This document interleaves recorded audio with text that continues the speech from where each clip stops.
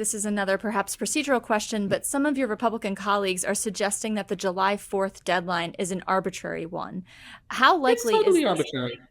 When will it be resolved in your view? When could it be resolved?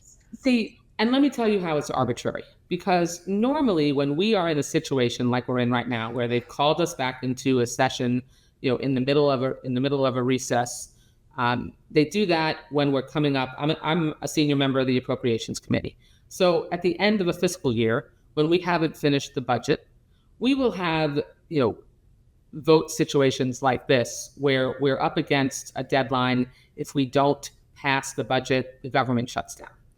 That also happens in some instances when the debt ceiling is reached, and the Treasury Department has said, we're going to reach the United States' debt ceiling limit, on around X date, and Congress has to go into session, if we haven't already taken care of this, and increase the debt ceiling, increase our borrowing, make sure that we can pay our bills, which is what the debt ceiling is, and that's a real deadline.